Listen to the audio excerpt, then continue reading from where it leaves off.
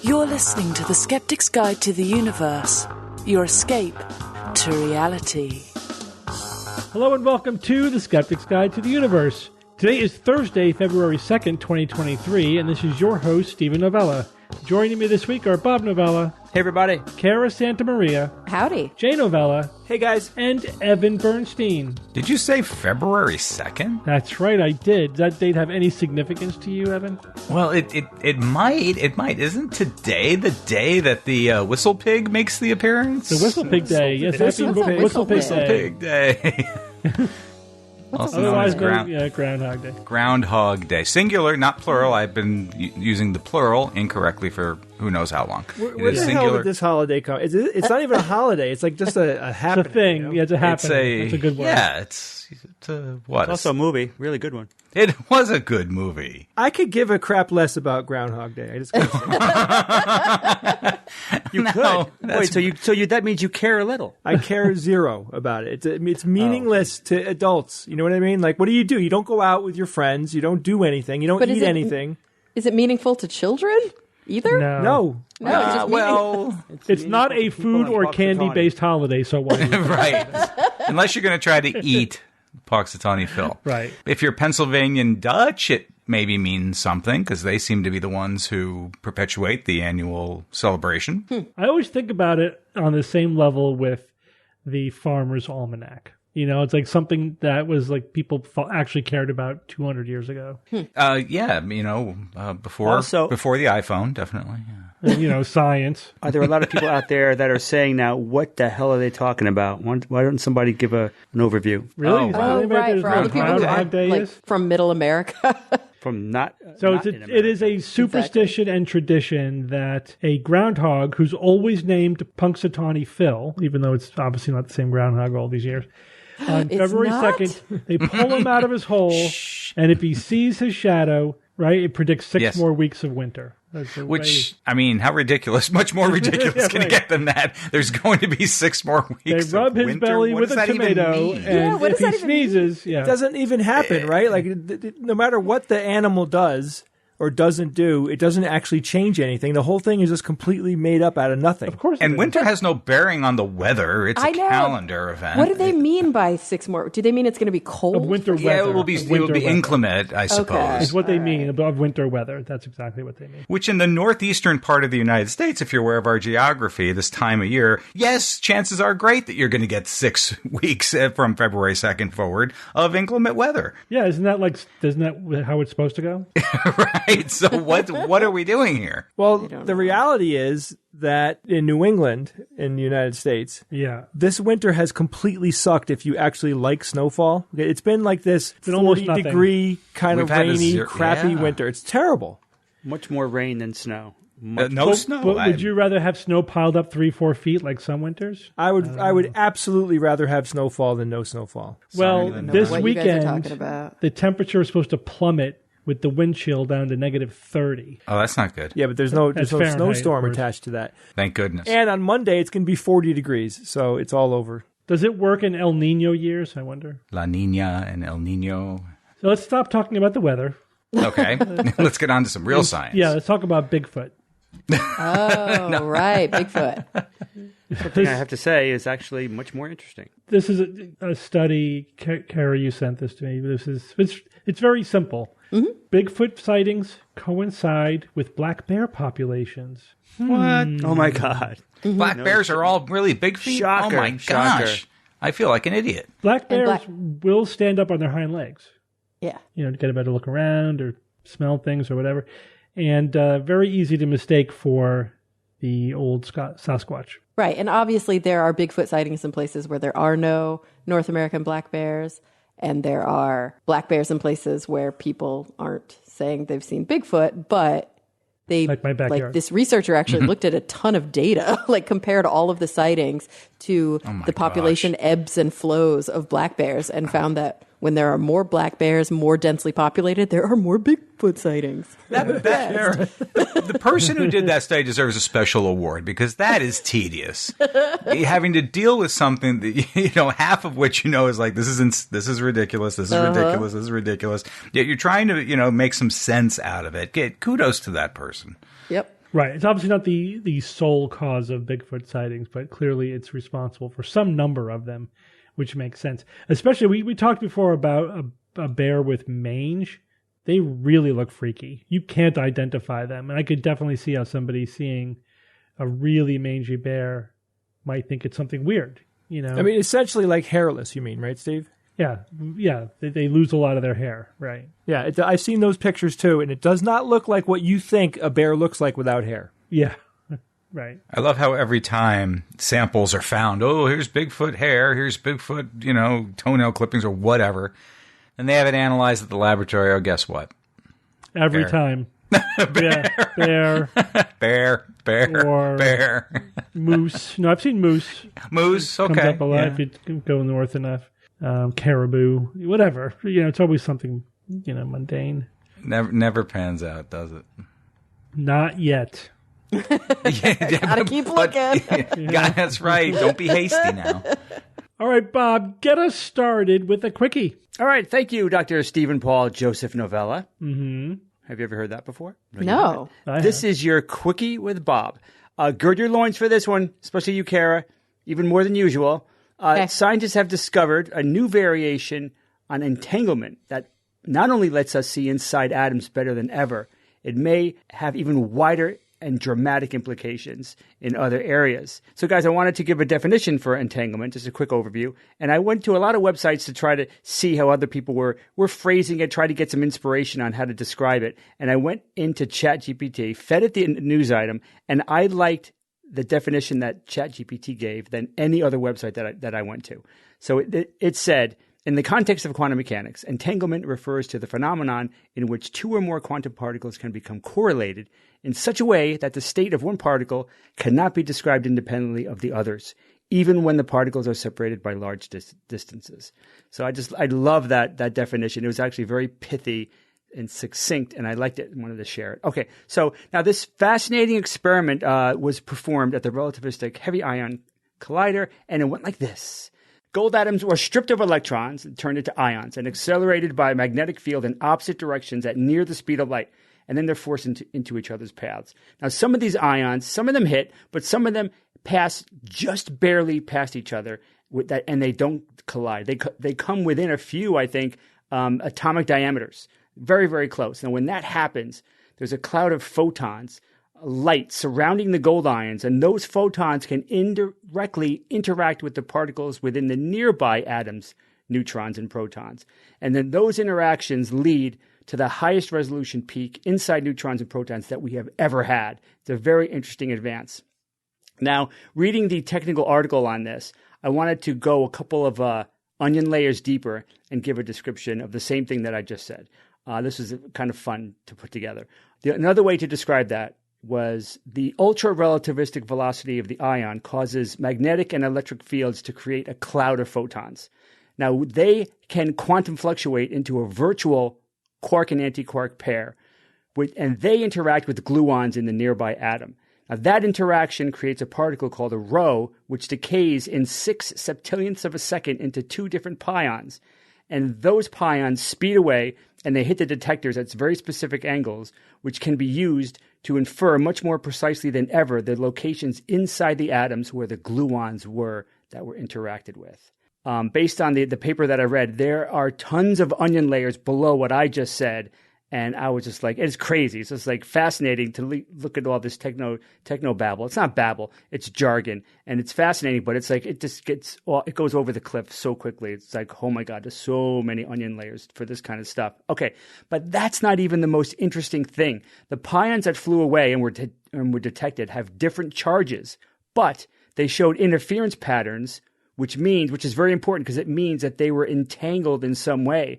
That didn't make much sense, though, because entanglement has been encountered and detected countless times, but it's always between essentially identical particles. Photons, electrons, they're essentially identical. Contributing physicist James Daniel Brandenburg said, "This is the first time ever experimental observation of entanglement between dissimilar particles has been detected." So it's really, it's kind of a very interesting discovery. Entanglement is one of the defining characteristics of quantum mechanics and how counterintuitive it is. And the fact that we've now found potentially a different flavor of entanglement, it could have some potentially dramatic implications for the coming quantum technology, like quantum internet, quantum computers especially. So interesting advance I want to continue to follow. So, Kara, loins ungirded. This has been your Quickie with Bob. I hope it was good for you, too. Loins. Well, Kara, now that you've ungirded your loins, tell us about mummy goo. Oh, yeah. This is not gag-inducing at all. I actually love this stuff. Okay, so a new article was just published yesterday in Nature called Biomolecular Analyses Enable New Insights into Ancient Egyptian Embalming. This was a research team that was like a dual research team between Germany and Egypt. Sadly, the principal investigator recently passed away, like who would have been the corresponding author. And so they actually had to denote that in the author list. I don't think I've ever seen that before. But this article is really interesting because it combines 3 different fields. And not that this is the first time that this has been done, but it's done in a pretty interesting, extensive way. And they found some surprising outcomes from this.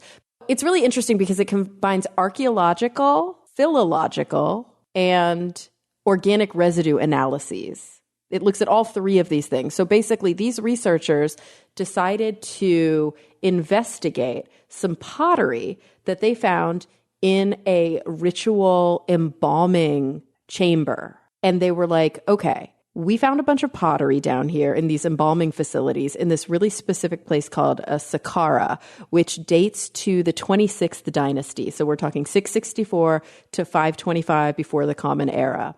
They found a bunch of pottery that was in like really, really good condition that has text still on the outside. So these different vessels were actually labeled. And this is not the first time that they found labeled vessels. It's also not the first time that they've used organic residue analysis to try to understand what was inside of these labeled vessels. But when they crossed all of these different lines of evidence, so what they know about this site archaeologically, what they know about the philology, the actual language, right? What do these different inscriptions mean and how have we historically translated them within this field? And then comparing that to the chemical analysis, what does this label mean for us? So there was a huge group of pottery that they found, and out of that huge group, it's like hundreds or well over 100 pieces. They decided to work with 9 beakers and 22 red bowls because they seemed like they were going to be the best to do this organic residue analysis on. The analysis, I think, was gas chromatography, mass spectrometry.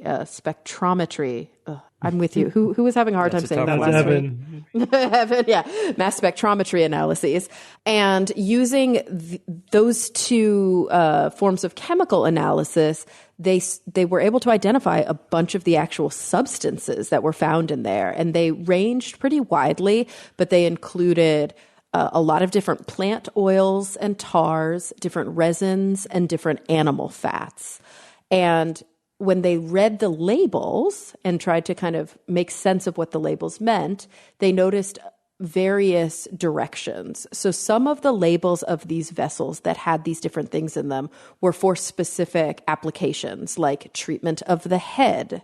That included elemi, pistachio resin, oil or tar of juniper or cypress, and then cedar. And then there was another mix in there that was elemi, oil or tar of cedar, and a plant oil from some type of olive plant, and then a third mix which had animal fat with the olive plant and elemi. So there were like different combinations or permutations of these different things. They have jar labeled Imseti, which I think is the god of the liver. So they took that to mean that this was the jar with what they needed to preserve the liver. That had oil or tar of juniper and cypress and elemi. And then duamutef, which protects the stomach, was heated beeswax. And then over here, they had ingredients for treatment of the bandages or the wraps.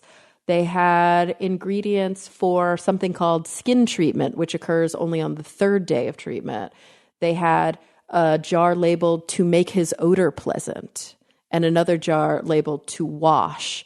And they were able to figure out what were the actual substances that were inside of each of those vessels. And like I said before, they tended to be oils or resins made from, or tars from particular plant species that they were able to identify, along with animal fats and or beeswax and some combination therein. So here are some interesting kind of takeaways, because so far this is cool, but maybe not that new. Really, really interesting takeaways. The first one has to do with a specific label, antiu. I'm probably not pronouncing that correctly, but antiu. So antiu is a standard word that has been seen in Egyptian embalming sites. And it has historically been translated to, I guess we can say, or associated to myrrh. Everybody thought like that is myrrh. But what they found is that in all of the vessels that said antiu on them, there was a mixture of oil or tar of cedar and juniper or cypress mixed together with animal fat. And so their recommendation, these scientists, are that we should be careful when using the label antiu and assuming the translation of myrrh or incense, because it's probably a more global or vague or like umbrella description. So we actually, based on this evidence, know something about the composition of what used to always be thought of as just myrrh. It's probably not very specific. They probably used that term as more of an umbrella term. And we didn't know that before, which is interesting. Another thing, and this is to me the really cool takeaway, is that a bunch of the substances that were found here at this Saqqara site were imported, and some of them from pretty far away. So there were some things that you could find locally, but a lot of things, let's see, I don't know how to pronounce this, bitumen? I think it's pronounced bitumen, yeah. Bitumen, okay, yeah. Probably came from the Dead Sea. The pistachia trees, which have high resin yields, the olive trees, the cedar, the juniper, and the cypress, none of those things exist in Egypt, but they do all grow in other parts of the Mediterranean basin, which means they would have been imported from around the Mediterranean basin.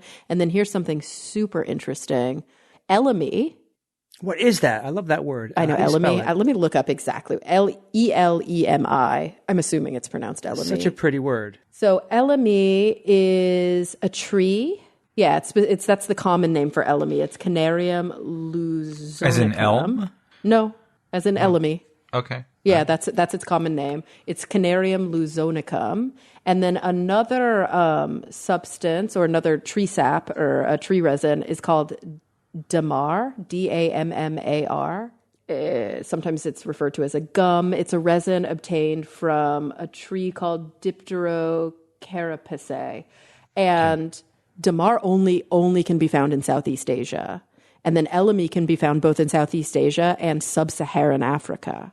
So there's pretty good evidence here that these trade routes coming into Egypt came from wildly far away, even as early as 664 to 525 BCE, which is fascinating that they were establishing these relatively complex trade routes for something like mummification. It was that important to them that people would have been risking their lives to bring these different materials from quite far away in order to be able to do these rituals. Just shows you how, we knew it was important, but it's just another line of evidence to show how incredibly important this was culturally. Yeah, well, I think a lot of people vastly underestimate how extensive the trade routes were in the ancient world. They were trading stuff around the world. They really were, at least from Asia, Europe, Northern Africa.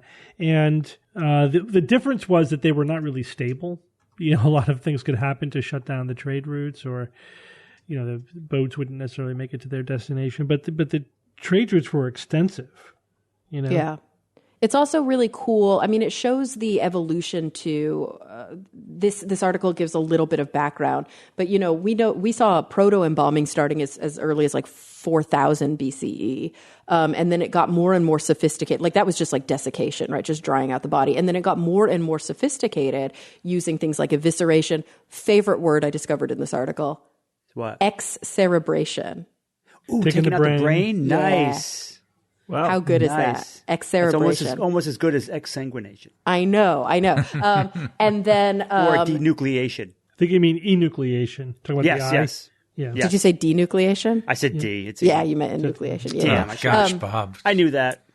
And I just like echolalied you. I echolalied you. But the cool thing is that some of these different tars and things that they used, like, for example, pistachio resin, elamide, damar, and different oils, and the bitumen as well, have antibacterial, antifungal properties, even properties that help suppress the odors, probably from the cadaverine and the putrescine. Yes, I love those words. I know, they're good. I threw them in just for you, Bob. Smelly compounds from a corpse, cadaverine and putrescine. How perfect are those words? Right. And that the fats and the oils and the different beeswax probably help to moisturize the skin. Obviously, the tars and the resins and the bitumen and the beeswax were hydrophobic. They were adhesive, so they sealed the skin up, excluded moisture. And then they said, some of these products also just probably had a color that they really liked. So they need to have awards for people who come up with the best words for their shit. Bob, you need to read this article just because it's full of so many good words, which is slightly beside the point, but it's just really so much better than compound XJ735. Screw that. Welcome to the biology side. Welcome. But yeah, I don't know. I love learning about this stuff. I think it's really cool when we see very multidisciplinary fields coming together and helping one another understand some things that were limited in their knowledge. It's great. Yeah. Yeah, totally. All right, thanks, Kara. Jay, I understand that the water crisis resulting from climate change is worse than we thought. Tell us about it. Great. Good news, everybody. Yeah, this sucks.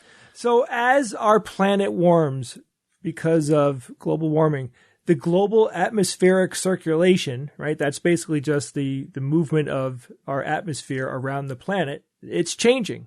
So that the added energy and heat that's in our atmosphere is changing the way that the air is moving around. Now, these changes affect evaporation and precipitation all over the world. And up until recently, it was thought that rivers' water flow was not significantly affected by global warming. Now, keep in mind that rivers are a significant source of water for people all over the world. Even, of course, to this day. It's not like, we don't all get our water from wells, right? We get water from lots of different places. So a new study conducted by Professor Gunter Bloschi and his team at the TU Wien in Vienna has shown that the impact of climate change on water availability has been underestimated. So the study analyzed measurement data from over 9,500 hydrological catchments worldwide. If you didn't know, a catchment is an area of land where water from rain and other sources, it collects and flows into a river or a lake or some type of body of water. So it's like a bowl that catches water and it holds the water. So catchments can be large or small. I mean, they can be really big. They can cover many square miles. So the water in a catchment is important because they can often become a source of drinking water or irrigation. So, they're used all the time and they're very important. So 9,500 catchments around the world were studied, and they found that climate change can result in a greater risk of local water crisis than previously anticipated. The research team reached these conclusions. What they did was they examined how sensitive the relationship is between precipitation and the amount of water in rivers as there are changing climate parameters, right? So, as the atmosphere is changing, is it affecting how much water ends up flowing through the world's rivers? That's what they were looking at. Previous climate prediction models historically have relied on physical models only. They're basically doing it in a computer to estimate the impact of climate change on the river and stream flows. But Professor Blosche's team found that these models failed to capture the full extent of the sensitivity of the water system and climate change. Yikes. The results of the study indicate that the water system reacts to climate change much more sensitively. Worse. It was worse that time. Sensitively. I'm going to say this differently. Yeah, the results of the study show that the water systems are more sensitive to climate change than they previously thought. And this sensitivity is not captured in current prediction models. That's the scary part. It just was going unseen. And this did not typically include these runoff measurements that this team took. So these new findings suggest that models of the impact of climate change on water supply should be fundamentally revised. And this is bad. According to Professor Bloschi, the availability of the new measurement data now makes it possible to adjust physical prediction models and provide a more accurate estimate of the impact of climate change on the water supply. So the study predicts a significantly higher risk of water supply crises in Africa, Australia, and North America by 2050 as a result of the changing climate. Bad stuff, right? I mean, 2050, it's really not that long away from now. No. If you're paying attention, which I really hope everybody that's listening to this is, you will notice that the big countries are basically doing squat. The countries that need to be changing dramatically are not changing remotely fast enough. Nope. For us to be in a good place. Like, we are not going to make 1.5. We're not even going to come close to that. 1.5 is done. 1.5 is gone. Yeah, and we talked about this. I've been continuing to read about it. It's like we're going to land somewhere between 1.5 and 2.5, hopefully closer to 1.6, 1.8, and then it's still a crapshoot about what's going to happen there. But we shouldn't gloss over the things that are being done. I mean, the Inflation Reduction Act, which had a lot of provisions for climate mitigation, is having a massive impact on industry investments, and shutting down coal-fired plants and converting them to either nuclear or more renewable energy, et cetera. So it's it wasn't nothing. It's not enough. It's not enough, but it's probably the most we're ever going to see, to be honest with you, unfortunately. I don't know. Just from the top down, the money isn't going to the right places to solve this problem. I mean, Steve, why would we even think that we're going to get to 1.6, 1.7? Like, nothing. There are plausible pathways that would get us there. But it has to really start. Like, we have to be doing this aggressively now. That's all I'm saying. Yeah, I agree with that, obviously. So we haven't given an update on COVID in quite a while. And there's been a couple of things going on, so I thought I would just talk about it a little bit. There was a recent study. This is good news. This is genuinely good news. Recent good study, news, everyone. Yeah, looking at immunity from COVID, depending on whether or not you've been infected or you've been vaccinated. This isn't entirely new news, but it is pretty dramatic. What they found is confirmed earlier research which showed that the best immunity comes from hybrid immunity. Hybrid. It's a hybrid. So if you, in either order, like if you were vaccinated and you got infected, or you were infected and you got vaccinated, the combination of that immunity is much better than either one alone. Much. Oh, yeah, I feel better about having had both. Yeah, but how long does that last? I'm a little bit confused by this in one specific respect. What's that? For those out there who, and it could be that we've had COVID and we don't know it, but for those out there who have managed to not catch COVID, we don't have hybrid immunity, yet we've not caught COVID, which means we have really good immunity. So, you're talking about individuals versus population-based data. For sure. So certainly some individuals may just, for whatever reason, their immune system is really good at kicking the COVID's ass, right? I mean, and high five. This is often what happens when you have a very diverse outbred population. You get a massive pandemic. Some individuals survive by luck, and that they become the progenitors of the next generation, right? If there weren't modern medicine and vaccines and stuff, right? So it's also luck. Like, it could be luck. If you just model it scientifically, just statistically speaking, not every single person will get infected, even just through chance alone. Some people are going to escape by. Mm-hmm. And if you have a combination of good behavior. You're doing your social distancing and mask wearing. You're vaccinated. You minimize your chance, and you get a little bit lucky. Oh, there you are. That's not inconsistent with, I think, this data. Yeah. Bob, to answer your question, by how much? 25 to 100 times higher antibody responses in people with hybrid immunity. 100. But the other critical question is, from what I've read, that only really lasts for 3 months, 4 months, 5 months? Listen to this. Now here's the new bit. Grab your popcorn. Is that they found that the longer you wait between, say, getting an infection, and getting a booster, up to the 400 days that they studied, the better the hybrid immunity. It's a hybrid. So why is that, you might say? They correlate that with memory B cell populations. Is that is driven by the memory B cells. The memory B cells are the cells that make the antibodies that are specific to a prior infection or vaccine. That they remember those antibodies, and they're laying in wait to crank them out if there's any new exposure. Right? They remember. They remember, exactly. So what's happening there? The thinking is that memory B cell populations simply increase over time. They're reproducing. They're slowly reproducing and increasing their numbers. And so if you wait a little bit longer, there's more memory B cells to react to the vaccine, and therefore you get a more robust hybrid immunity.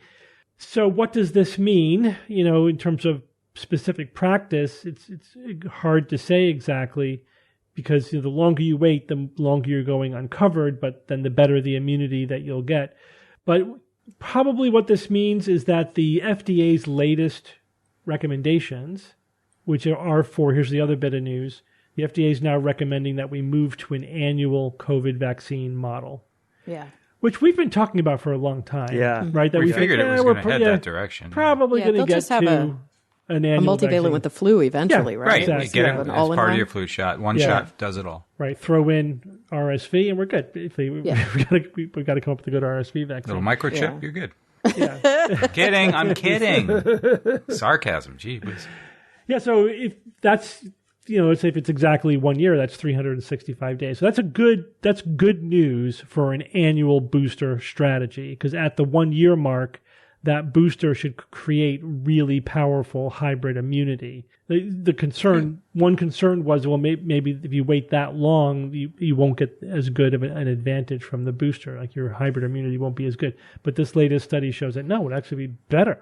It'd be more effective. Plus, it sounds like it will help with compliance.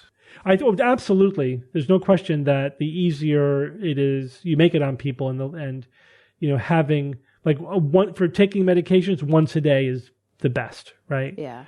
Because you built it into your daily schedule. For vaccine boosters, once a year is a good model. It's like, it's the fall, I need to get my flu vaccine. Mm-hmm. It's like it becomes part of the routine. Part of your annual routine. Yeah, that's right. Yeah, absolutely. So I think that's good. And again, the other thing is, which again we talked about. I wrote about this on my blog, and it's the for whatever reason, the people who are anti-vaccine, anti-maskers, whatever, there's just these people like, the government sucks and everything they do sucks. Those kind of people. Mm-hmm. So I said that I don't remember anyone saying that the pandemic is going to go away. Everyone pretty much knew it was going to become endemic.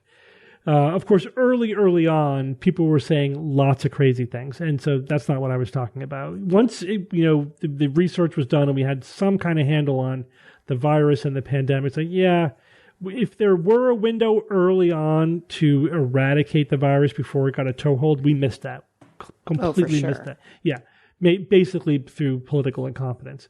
But then once we had a full-blown pandemic, it was too late. And then the goal was to flatten the curve, remember all that stuff, and then get everybody vaccinated. But pretty much from that point forward, everyone was saying, since we missed that window, it's pretty clear that this is just going to become an endemic infection. It's going to be like the flu. It's going to be there in the background.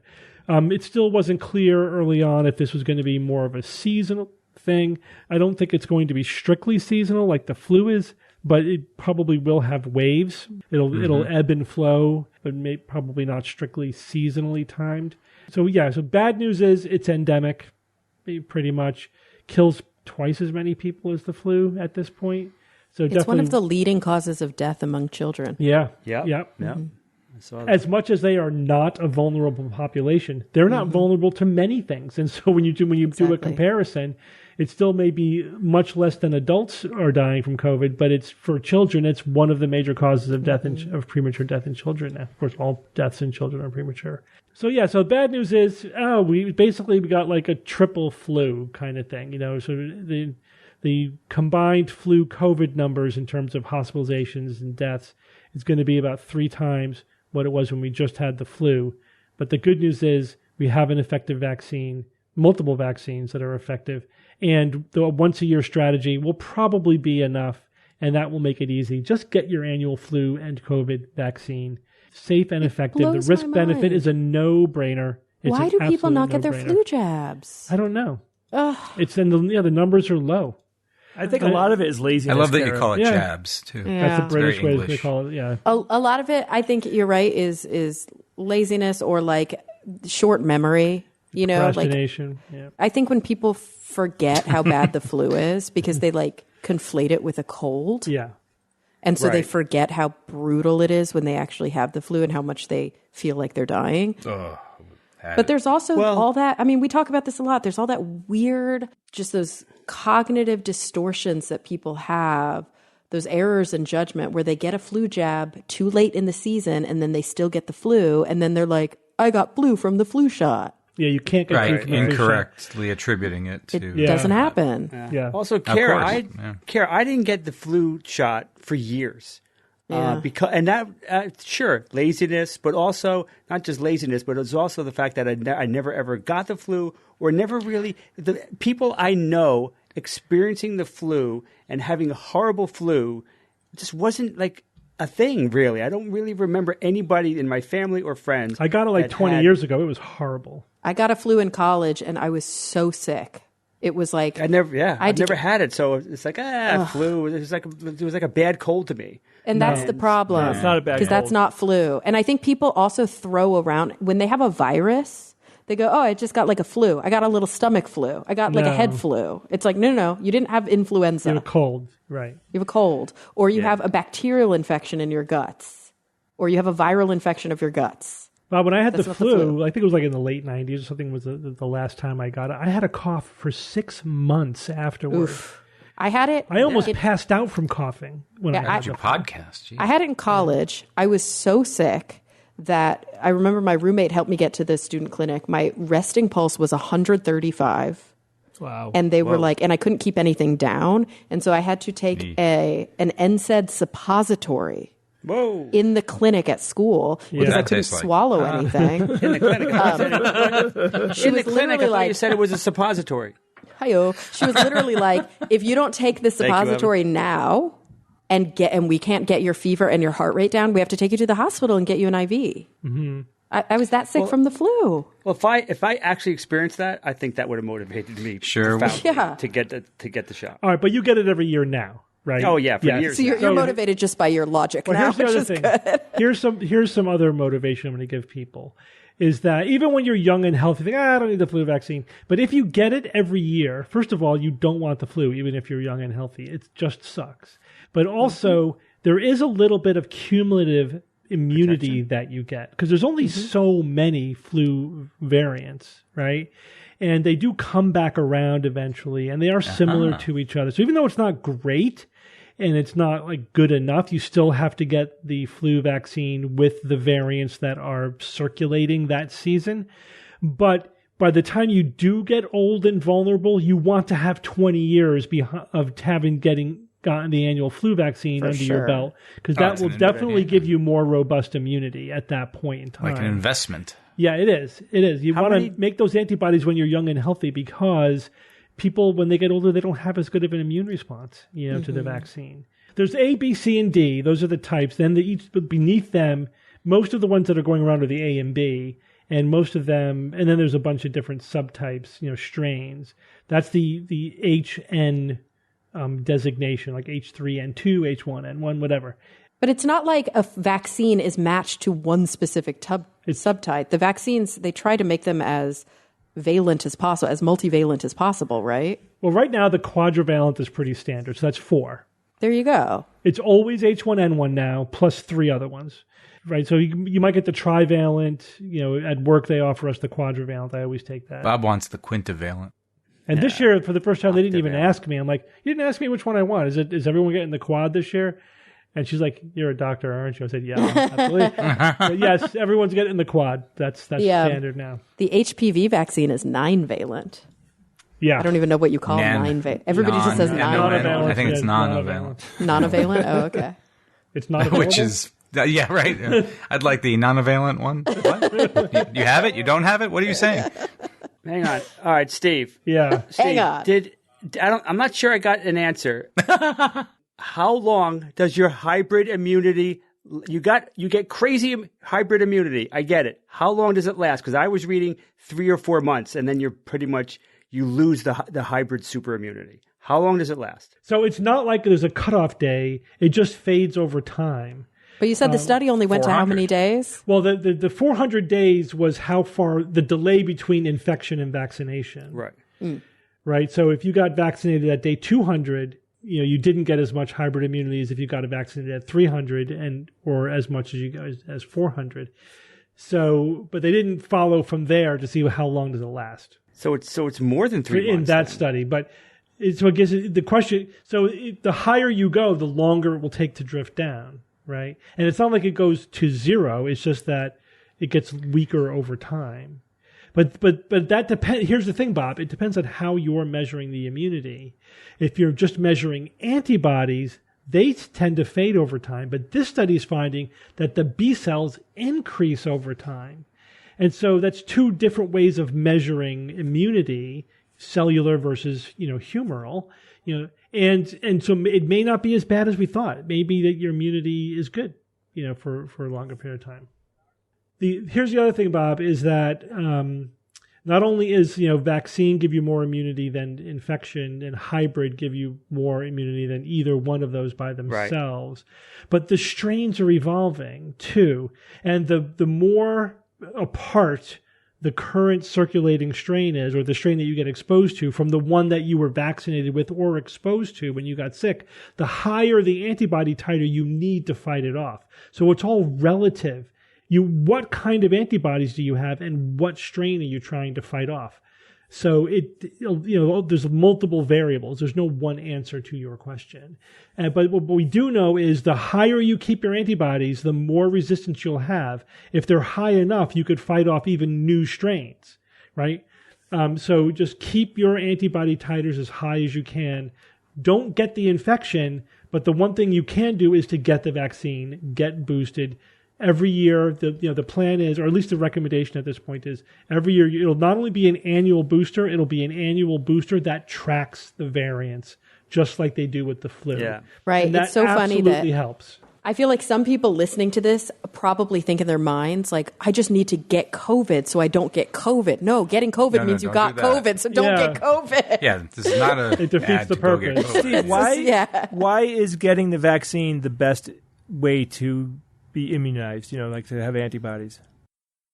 Well, it just results in better antibody production, partly because they give adjuvants in the vaccine, which stimulate the immune system to maximize their response.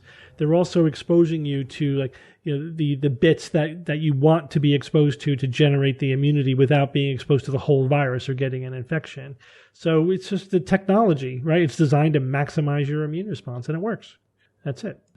Well, everyone, we're going to take a quick break from our show to talk about one of our sponsors this week, Bombas. Guys, winter is better with Bombas. They're good for outdoor activities. They have all sorts of clothes for you to choose from. And the good thing about buying things from Bombas is that every time you buy something from them, they donate another item to someone in need. Each item is seamless, tagless, super soft. These are clothes that you're going to want to wear all winter long. And that's because they use super soft materials like merino wool, Pima cotton, and even cashmere, which makes them great for layers. They've even got slippers that are soft on the outside, even softer on the inside. And their merino wool socks and t-shirts are soft, breathable, and never itchy. So it's all been building to this. Go to bombas.com/SGU and use code SGU for 20% off your first purchase. That's BOMBAS.com/SGU and use code SGU at checkout. All right, guys, let's get back to the show. All right, Evan, tell us about efforts to bring back the dodo. What did you call me? Evan? Okay, I mean, I heard dodo, and, you call someone a dodo, you're not exactly paying them a compliment. In case you don't know, it's an insult. You're basically calling someone dumb, but maybe not in the harshest of terms, dodo head, and, call someone that. They're probably not going to take great offense. I like what the Urban Dictionary says about being called a dodo. It's an endearing way of saying to someone, or telling someone they haven't a clue. It's like, oh, you dodo, or you dodo head. That's so British, too. You haven't a clue. Evan, I have to say that it's based upon mostly a misunderstanding of evolution. Mm-hmm. And even though it's, for fun or exaggerated, whatever, but there is this core misunderstanding behind it. I remember, I think it was one of the Ice Age movies with the dodos in it, and they were like suicidal. Like they were trying to kill themselves. They were just like as if they were slated for extinction. Right. I mean, the fact that they did become extinct means that they must have been inferior in some way and were inevitably going to go extinct. And that's just not true. The extinction is often a matter of just luck, of just tracking environmental changes. Their environment massively changed. They were adapted to basically a predator-free environment, and then we introduced rats, which ate their eggs in their ground nests. They really had no chance. They weren't maladapted or broken in any way. They just. Well, didn't we also hunt them? Yes. Well, once they found it, absolutely. Yeah, exactly. Well, hunt, fish in a barrel kind of hunt. Yeah, they were walking dinner plates. It's like they went extinct too because we killed them into extinction. Yeah. Steve, you mentioned the rats and the dodo eggs. You know how many times the dodo laid an egg? Once a year. Yeah. I mean, how are you supposed to? Right? How can you keep up with the slaughter that would ultimately come at the hands of humans and predators and animals and other things? You couldn't, and it's no wonder. This species of birds, which were first realized or discovered in 1598, were pretty much wiped out within 65 years.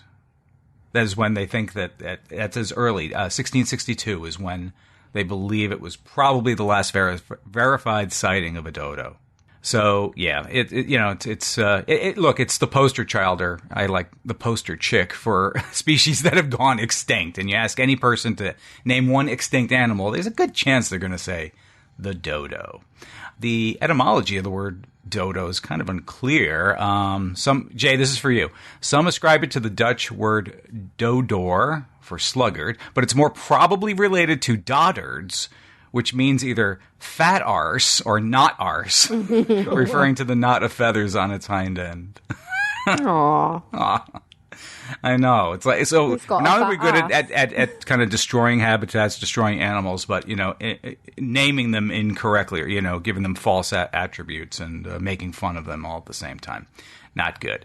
So what caused the extinction of the dodo bird? Yep, it's people, it's the animals. But effectively what we have is the news this week.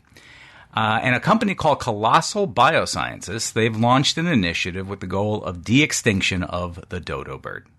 Colossal Biosciences, you can see them at colossal.com. How much did they pay for that domain, do you think? And their brand is basically one thing, de-extinction. And here's some clips from the website if you go right to their front page. Combining the science of genetics with the business of discovery, we endeavor to jumpstart nature's ancestral heartbeat. To see the woolly mammoth thunder upon tundra once again. Here we go, talking about woolly mammoths again in a sense. To advance the economies of biology and healing through genetics to make humanity more human and to reawaken the lost wilds of Earth. So we and our planet can breathe easier. The solution is de-extinction, which is a functional application of advanced gene editing technology aimed at rebuilding the DNA of lost megafauna and other creatures that had a measurably positive impact on our fragile ecosystems. This company is founded by Ben Lamb, who's a world-renowned geneticist and biotech founder George Church. I think maybe some people might be familiar with his name as well. This company just organized a few years ago, but in 2021 it made its announcement about its mission to bring back the woolly mammoth, and in August of 2022 they made an announcement about their plans to bring back the Tasmanian tiger. So now 2023, their newest initiative, bring back the dodo. And that's the news this week.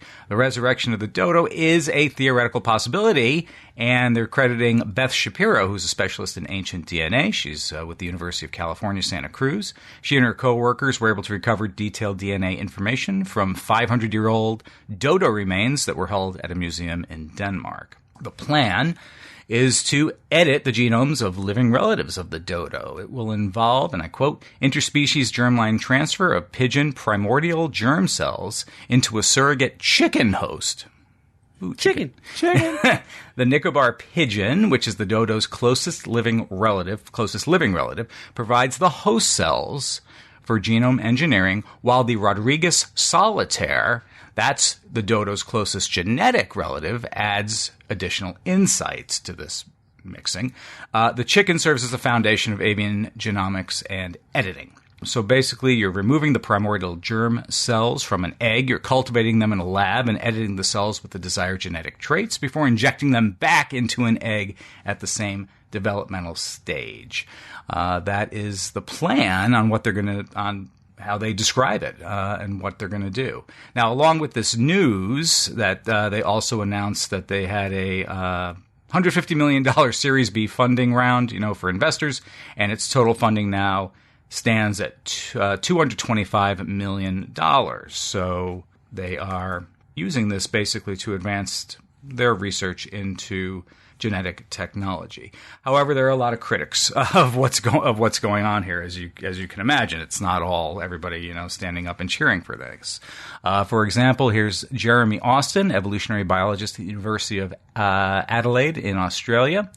De-extinction is a fairy tale science. It's pretty clear to people like me that these de-extinctions are more about media attention for the scientists and less about doing serious science.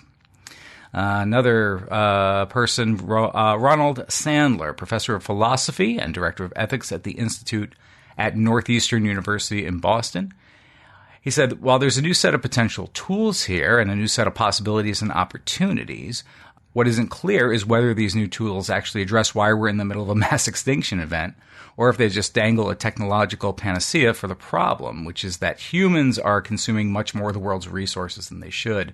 There's a risk of losing sight of what the real problem here that really needs to be solved.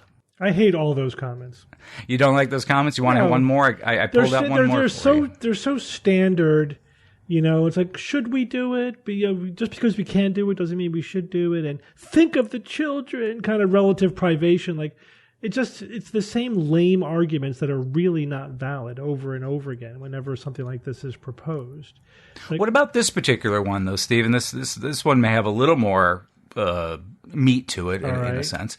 They're saying that basically, if you're going to bring the dodo back, you have to fix the island from where it came, the Mauritius, right? The Mauritius Island, out in the Indian Ocean. But it's already filled with invasive species. You'd have to clear out the environment correctly so that the dodo, if you were able to bring it back, would have the correct environment for it to thrive again. But if you can't do that, then should you therefore bring dodo back, even if it really doesn't have a place for it to ideally go? But why can't you do that? That's the question. Like, is it a lack of will, a lack of funding? I understand the arguments against de-extinction of woolly mammoths. Well, woolly mammoths are huge. So they're huge. They don't have an ecological niche here. But I think that the dodo could have an ecological niche. Mm-hmm. Well, remember there's Zealandia, where they took a piece of New Zealand and tried to basically convert it back to the way it was before humans screwed everything up. And so you could do that same kind of thing, like have a preserve where you try to replicate the pre-human interference ecosystem. Tons of examples of times when we've managed to reduce the number of invasive species. Mm-hmm. There are a lot of really, it's not perfect science, but conservationists have been pretty successful when there is a will and the funding. And also, is it a disaster if we have a zoo population of dodos? Who cares? Well, that's the other thing. Yeah, like I'll pay to see them. A fair amount of animals that are on the brink of extinction only exist in zoos now anyway. Yeah, sure. Mm-hmm. Oh, yeah. So I guess then it's more of an ethics question about the animals themselves. And Evan, what if they're delicious? Well, you know, the whole new industry we're talking about. That's a meat. Oh my gosh, that's so sad. Oh, but boy. anyway, Dodo I just said whatever. I honestly, I think there's utility in perfecting the de-extinction technology. You know what I mean? We don't necessarily need to know exactly how we're going to need it or use it in the future. Well, we're going to need it because we are actively making species extinct right now. Yeah, and that's one of the strongest arguments for it. Probably to have it. Yeah, absolutely. Yeah. Now, Evan, you're saying that they're going to essentially mimic dodo DNA by tweaking the closest relatives. But don't we have dodo DNA? Like I'm reading from an article from just last year that we have specimens with decent dodo DNA. Is it fully sequenced? I believe they brought on Beth Shapiro because her team successfully sequenced it. Yeah, so they have some pretty much fully sequenced dodo DNA. And so it's just a matter of who they're going. You have to put it into a cell that's similar to the dodo. I get that, right, and that's why they mentioned that particular pigeon. Yeah. All right, just to clarify, we have the DNA. It'd be really hard. I mean, because otherwise it sounds more like creating a dinosaur out of chickens. Remember that, the chicken dino, where we don't have dinosaur DNA, but we can sort of imitate it by undoing the mutations that likely occurred when theropod dinosaurs evolved into birds. Or like they did in Jurassic Park with frogs. Yeah. Yeah, and we're only talking about right, and the dodo sample they pulled it from is 500 years old, which is we're not talking millions of years ago. Speaking about Jurassic Park, one retcon that I really liked was because like all of the dinosaurs that they were showing, like the velociraptors, have no feathers, right? Mm-hmm. But now we know that they had feathers. Oh yeah. And so they retconned that by saying that they explained it in the movie. It's like, well, their DNA is not exact. We had to fill in a lot of gaps, so this is not exactly fair. what they. Yeah, it was fair. It was totally fair and reasonable. Fine. Within the movie itself, and they made the effort. It made scientific sense to explain that to the dino nerds. It's like, oh, okay, all right, I'm happy now. I don't have to stand up and go, excuse me. They had feathers. All right, thanks, Evan. Yep. All right, Bob. So tell us, are we all going to be wiped out by a fungal pandemic? No way. Maybe. Oh, crap. No way. Maybe. We've all been enjoying The Last of Us, which is about a pandemic caused by the fungus cordyceps. In this show and game on which it's based, humans become zombie and fungus-like and controlled by the virus. And I thought it would be fun to explore the question, can this happen? Before I start, I found 3 generally acceptable ways to pronounce Fungi. Fungi, fungi, fungi.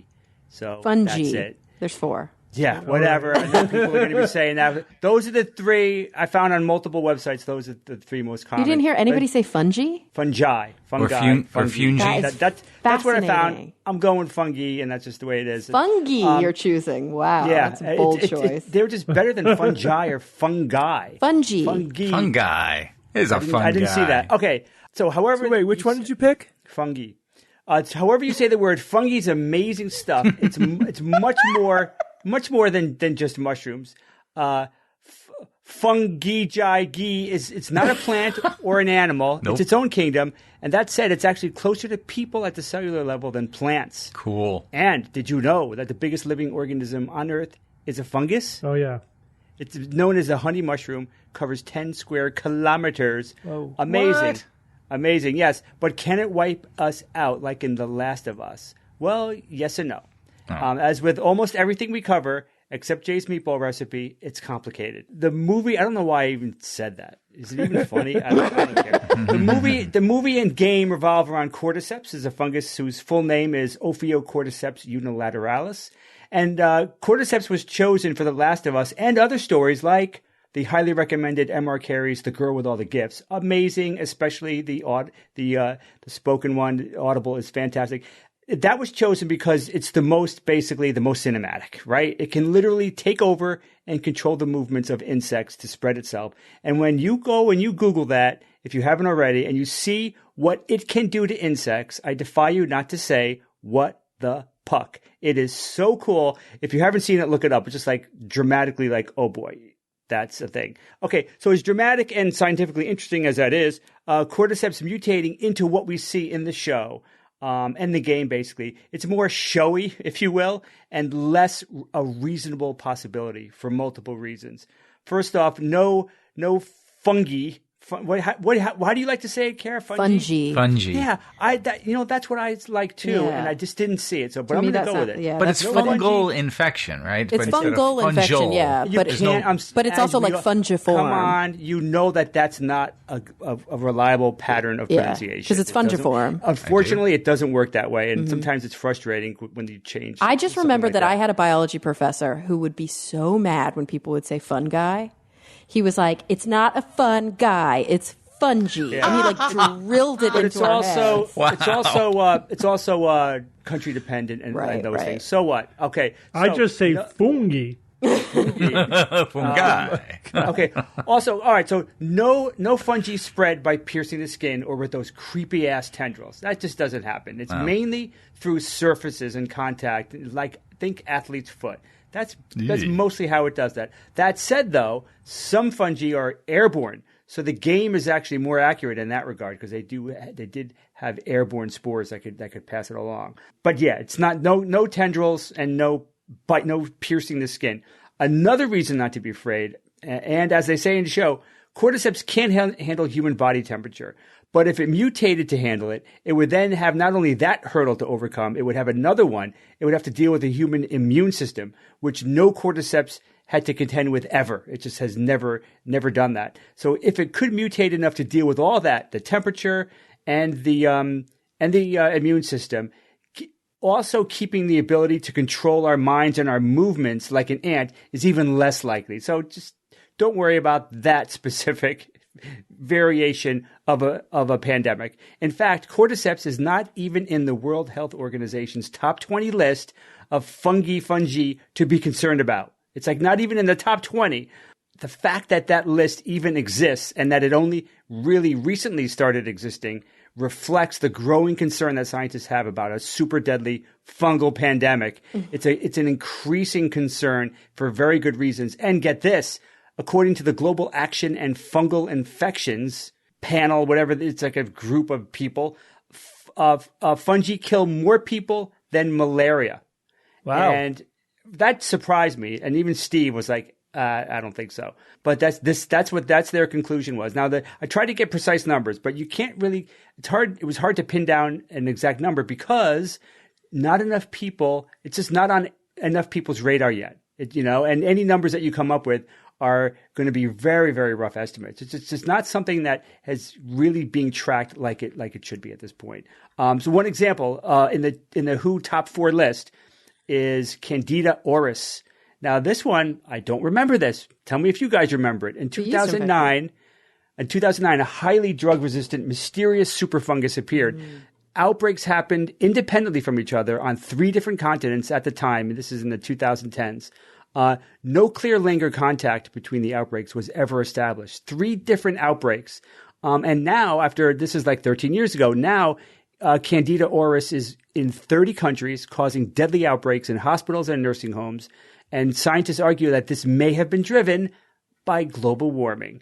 And that's kind of scary that we just had, bam, oh yeah, here's an outbreak that's killing people, and it's still around. Another one, valley fever, coccidioides. I think that's how it's pronounced. Oh, I have a friend who had valley fever. She had to get a portion of her lung removed. Oh, what? Why? Yeah. What happened? Yeah, because it's gross. I think Bob's about to tell you. Well, this one's a little scary because it's airborne microscopic spores. So you're not. It's really like in the even sand, see it. like in the soil, I think, or in the sand, right? I think so. I'm not sure. I'm not specifically sure about that. She's from Arizona, and I think it's really common in places where the dust just picks up and kind of blows around. Oh, I see. But few people get sick, and fewer of them even get gravely ill, and it's not contagious. So it's not It's not this devastating thing like, oh, valley fever. And this is a quote from Dr. Van Reen. He said, the real-life nightmare scenario was that fungi like these cause more damage and turn from relatively mild infections to life-threatening infections. That's the real nightmare scenario. So, all right. So in general, I got to take it down a bit. In general, if you're fairly healthy and you don't have to be freaked out about getting deathly sick from a fungus today, it's very, very unlikely. People who are immunocompromised, these are the people these are the ones that get it and die, generally speaking. But that comforting fact, to a certain extent, could radically change, obviously, with future mutations. Just like any virus, we're afraid of these, COVID mutations that can become far deadlier. Similarly, that's what could potentially happen with a fungus. Because remember, why? Because fungi some of these already infect and kill people. Right? It's already happening. Unlike cordyceps, it already has its hooks, so to speak, into our biology. It's already there. It's not a problem getting in there. And it wouldn't take an unrealistically dramatic change to become the horror that the Spanish flu was a century ago or worse. It can happen, and we need to be on guard, just like we are with viruses. And like I said, the news even gets a little bit worse because, as I mentioned above with Candida auris, recent studies, just very recent, have shown that global warming can indeed act as a selective pressure for a whole host of fungi that to suddenly start finding a new home in human hosts. I mean, because there's plenty of fungus out there that don't like cordyceps, that don't like people, that don't get along with us. But global warming can actually change that. So it's just something that was very interesting to do research on this. One other thing I'll throw out there. One thing that I caught from the show, there was a wonderful scene, a wonderful flashback where this doctor, this mycologist, examines, these what was happening, and she says, "There's no medicine, there's no vaccine," and then she basically tells a government official, "Your only recourse is to bomb everything." Oof. It's like, oh, wait a second, antifungals exist. We have antifungals. Yeah. I would recommend try the antifungals. They're not great. They're not a panacea, but try them first before you start thinking about bombing. Good idea. But if it turns out that we're in an exact scenario, like with the cordyceps, like in that show, then to start bombing as soon as Didn't they have to do that in, what was not Contagion, what was the Outbreak? Isn't that how they had to contain the outbreak in the movie Outbreak? Well, they threatened to bomb bomb the whole city, right? Fire, Wasn't that what they had to do? Yeah, they quarantined everyone and then had to destroy everyone. Yeah, it was gross. Not a great solution. Nope. Not much room for error. Oh my God, Evan! Thank you. Oh man, nice. But it's a real fun show. Definitely, I recommend it. We all recommend it. We just covered it on AQ6. It's really good, and we've only seen 3 shows. The third show was especially wonderful. Great stuff. Check it out, and don't get too freaked out. But yeah, we have to start getting really on top of this. Something else we have to get on top of. It's like, right? Imagine we're looking for. Oh, we got to make sure that we don't get these mutated viruses. Like, oh, here comes a fungus. We're dead. It's like, hey, whoa, you got to start thinking about that too. All right, thanks, Bob. Jay, it's Who's That Noisy time. All right, guys. Last week I played This Noisy.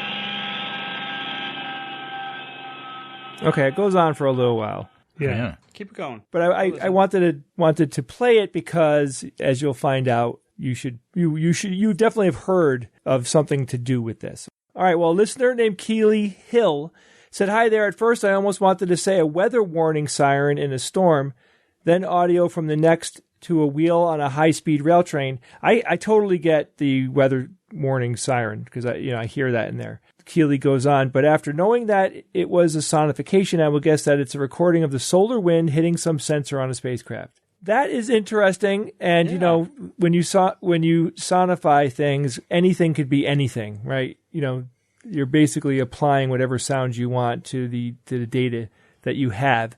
However, that is not what this one is. But I mean, I've heard the sonification of solar wind, many, many times, and it kind of has, like a little screamy type of thing going on there. So you did not make a bad guess. Another listener wrote in named Andy Barrett, And Andy says, J-Man, this noise is the sonification of an explosion, a big explosion. In fact, the biggest. This is the sonification of the cosmic microwave background radiation. Oh, okay. Another cool and interesting guess. Not correct, but I did like that one because, sure, that's what you'd expect the sonification of like the echo of the Big Bang would make. Another listener named Howard Cordingley, he said, Jay, after explaining a sonification to my 6-year-old son, Lewis, he guessed the noisy is a computer restarting after it blue screened. Just think about that for a second. Imagine if you heard that noise. We have a winner from last week. I always like it when somebody wins. Gabriel Newton wrote in, that's the Music of the Spheres recording. Does that ring a bell to anybody? Really? Yeah. The Music of the Spheres. Placed on the golden record of Voyager 1 and 2. I happen to know it well as I have the pulsar map tattooed on my back. I play the recording of the sounds of the Earth. Basically. I play the recording of the sounds of the Earth to my middle school students every now and then. Thanks for all that you do. So what is this? This is, so you guys know that Carl Sagan and several other people, including Andrian, put together sounds from the Earth, right? And they wanted to send these on the Voyager 1 and 2 deep space missions. If you don't know what Voyager 1 and 2 are, I recommend you pause right now and just go read about it on Wikipedia. Very, very interesting stuff. But anyway, they put all of these different sounds from humanity and from the Earth onto these golden records. At the time, I guess the record was really the best way that they thought of being able to deliver the sound to aliens. That's essentially what the idea of this is, that some alien species would take that record and kind of figure out that there's, marks on it that create vibrations, and maybe they'll, be able to hear what we sound like. So anyway, this is specifically, though, the Music of the Spheres is a data sonification of the orbits of Mercury, Venus, Earth, Mars, Jupiter, and Saturn, based on the book Harmonices Mundi by Johannes Kepler. You guys must have heard of Johannes Kepler. Johannes Kepler, my sweet mate. And my housemate, Christian. So anyway, this is very cool. I really like this era of NASA and the projects that they were doing. There's some deep romantic vision that I think was going on at the time. Really loved it. Got a new noise for you guys this week. I hope you enjoy it.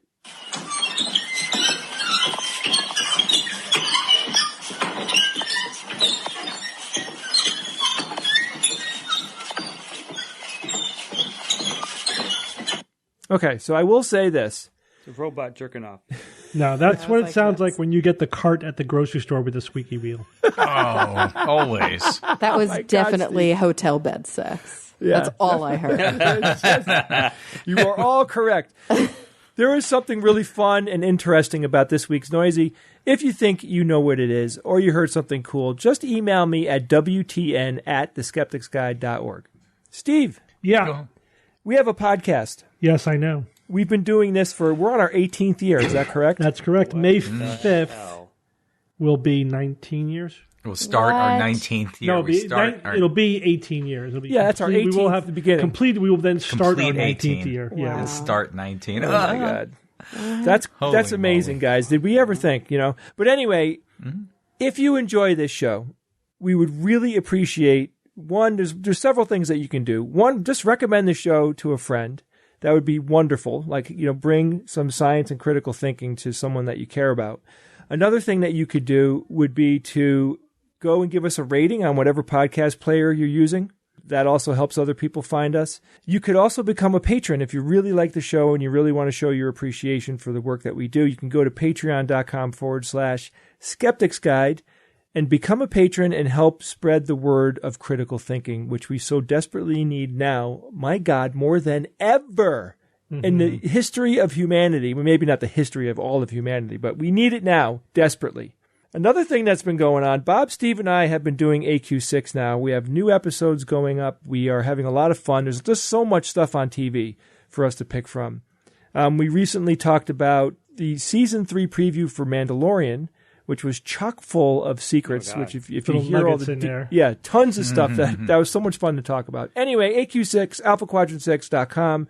That's our science fiction review show. And also, Jay, one quick announcement. So the The question and answer session on the anti-vaccine documentary last Sunday did not happen last Sunday because one of the people involved, not me, had a family emergency. That's all I need to say. So we pretty much had to reschedule it. So it will be happening this Sunday, February 5th at 7 p.m. Go to Science-Based Medicine and look at the the post on the virulent online screening and the Q&A that will be happening with David Gorski and I and the producers of the show at 7 p.m. on Sunday. And Steve, I came up with a podcast for Bob. Oh, yeah? Yeah. It's called Bob's Death Podcast. Bob's Death Podcast. Death. I think it's different possibilities. I know, right, Bob? It could be about all the things you love. You can call it bobbing for death. Ooh, I like that. Well, everyone, we're going to take a quick break from our show to talk about one of our sponsors this week, BetterHelp. We all go through things sometimes, whether you have a formal diagnosis or not. You can feel overwhelmed, anxious, depressed, or just like you're not being your fullest self. And working with a therapist can help you get closer to that version of you that you can be proud of. Because when you feel empowered, you're more prepared to take on the things that life throws at you. Carrie, you and I talk about this all the time. We both go to therapy. Therapy has been such an amazing part of my adult life, helping me essentially deal with the largest things that stress me out. And that's just one of many things that you can do in therapy. If you want to live a more empowered life, therapy can get you there. Visit BetterHelp.com/SGU today to get 10% off your first month. That's BetterHelp, HELP.com/SGU. All right, guys, let's get back to the show. All right, couple of quick questions and emails.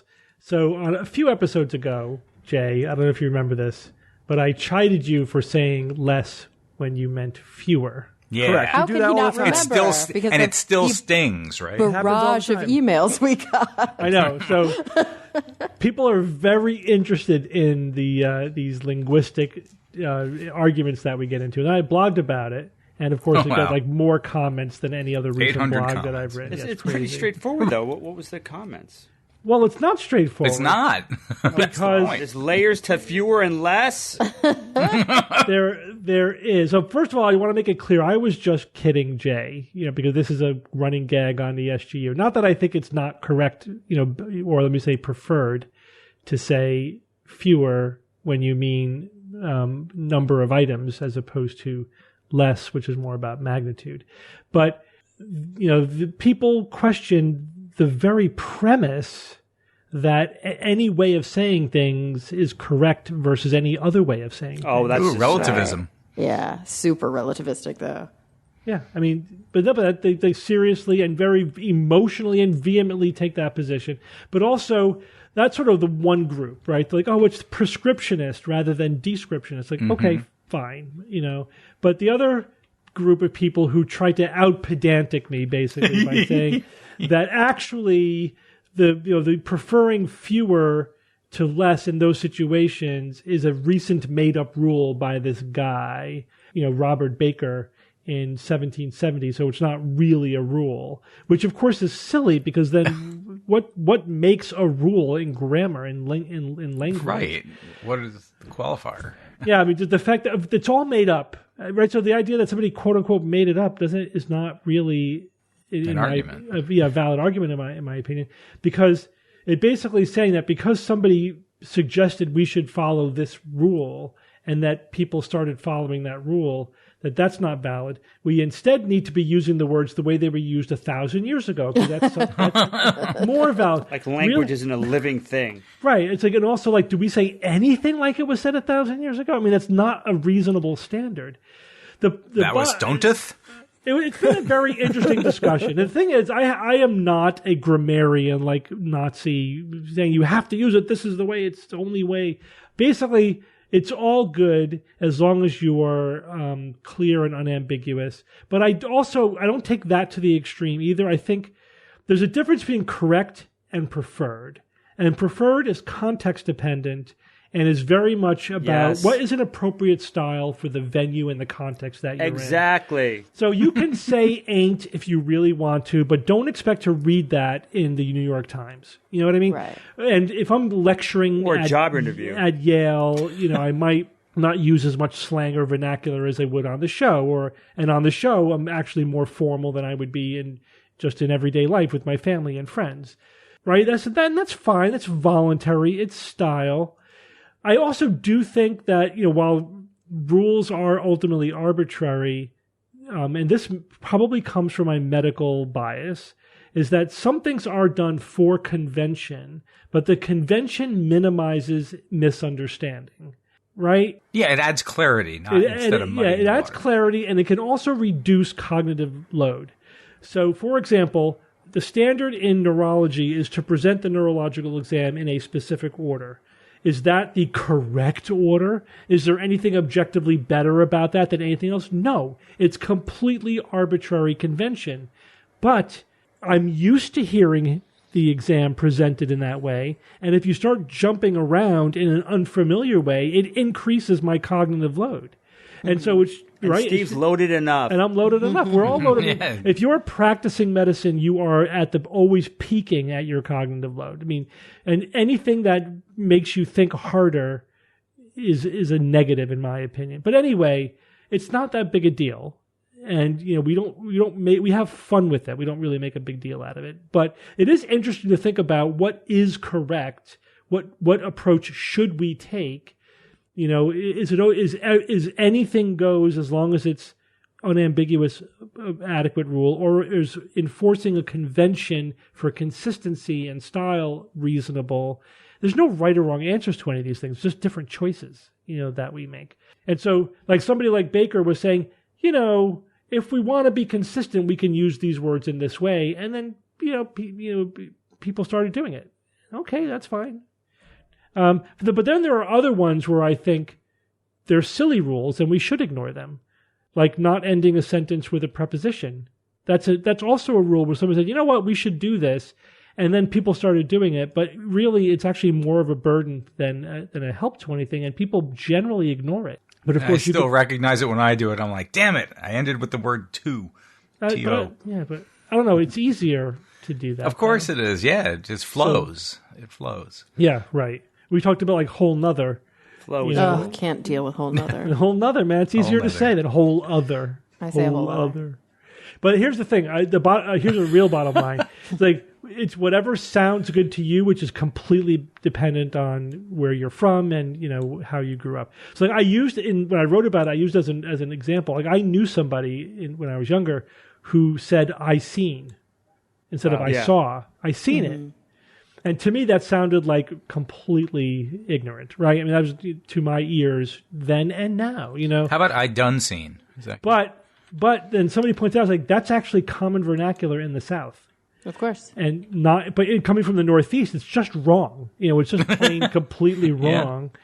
Yeah. And it is formally wrong. Again, you're never going to read it in the New York Times as acceptable prose. Or y'all. You're not going to read y'all. Well, the thing is, y'all is understandably, everyone knows that y'all is slang, right? And it's vernacular. But it shouldn't be. I seen just sounds wrong. It doesn't sound to like you, but that's I know that. I'm just saying. Y'all sounds wrong to some people too.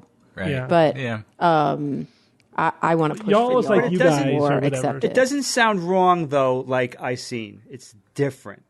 To you because you live in Connecticut. That's implied. That's my point. But it's not really. So you should probably make it explicit. Right. No, this is what I'm saying. I thought it was just wrong, and then I recently learned it isn't just wrong. In some subcultures, it's the vernacular. It is it's like axe. I asked you a question. Yeah. Again, a lot of people who are not familiar with where that comes from think that it's just street slang or something, but it's actually has a long pedigree and history of an alternate way of pronouncing that word, and it is perfectly acceptable, within certain subcultures. And this is an interesting discussion that's happening on many levels, including like in public schools, and that is like what is quote unquote proper English or what standard English, and what should we be teaching in school? Should we be teaching some mutually agreed upon standard English? or do we need to accommodate everyone's local vernacular? And in that case, is there anything that you could say is correct or incorrect in English? And what does that mean? It's an interesting dilemma. You seem to have an opinion on this, Kara. What do you think? Well, I mean, I think it depends on what publishing standards are you. Like, are you talking about speech? Are you talking about... In writing is writing. Yeah. Obviously, they're publishing standards. Like if you're going to write in something as APA or MLA or Chicago. In school, I think that, it depends on where your school is. I very much do believe in cultural contextualism. So I'm not a cultural absolutist and I'm not a cultural relativist. And I think this applies to a lot of things. Cultural absolutists think that no matter what culture you're from, there's like a right and a wrong about everything. Cultural relativists take it to the other extreme and say that everything relies on culture. I'm somewhere in the middle. And the example I often use is something like female circumcision. There are cultures by which this is a standard practice, but I still think it's a violation of human rights. I don't care how much the culture has accepted it over time. The culture is behind. It's a basic violation of human rights. I'm a contextualist. So that means that I have to think about both of those things at all times. So I think it depends on where is your school? What are you teaching?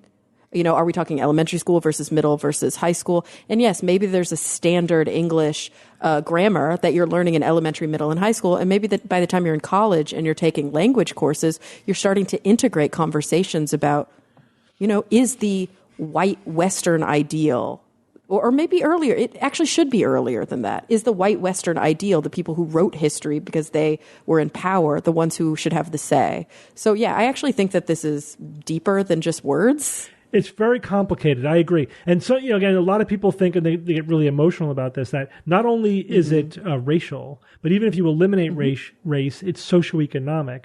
And they say that quote unquote proper grammar is all about people in power keeping down the peasants by saying you're not even speaking correctly because you're stupid.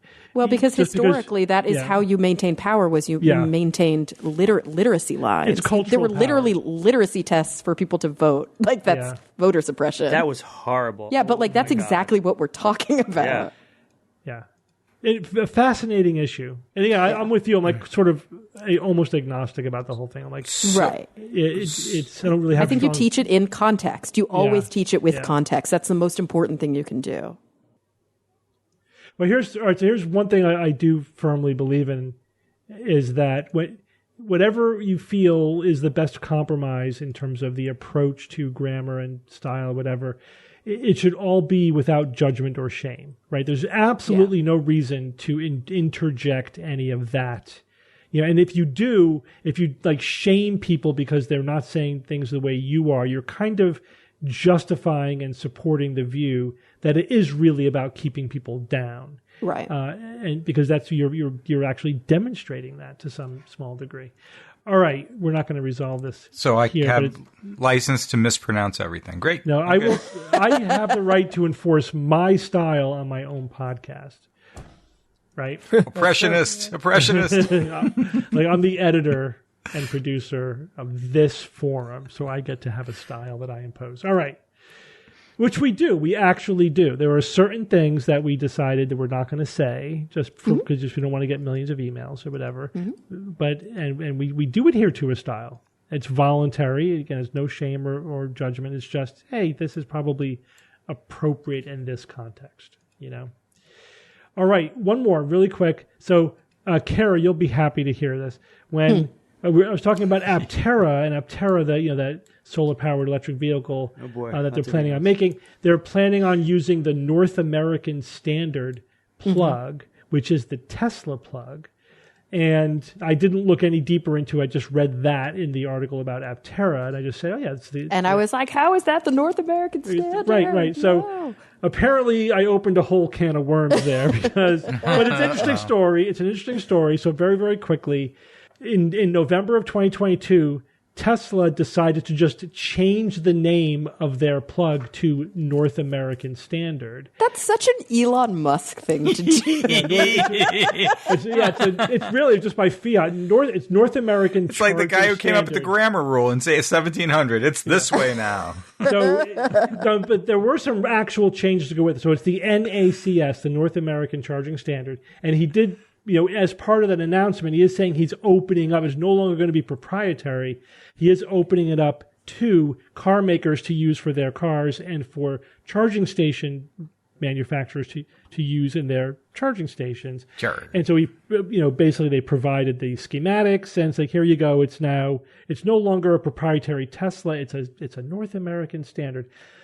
However, there already is a standard that's an international standard, the CCS. And that's the J1 plug, right? Yes. Okay. Yeah. Ha. So... Satisfaction. But there's a lot of wrinkles to this story. And one is that, Tesla says, okay, but, most cars and most charging stations are still Tesla in the U.S. or in North America. And so even though there might be more people who are backing the CCS standard here, he's not talking about internationally. That's why it's the North American standard. We still dominate. And so, but more importantly, he said, is that our connector's better. So in researching this, that is the one point of absolute consensus that I found. I didn't read anybody who disagreed with the point that it's objectively better. Oh boy. Well, that may win the day.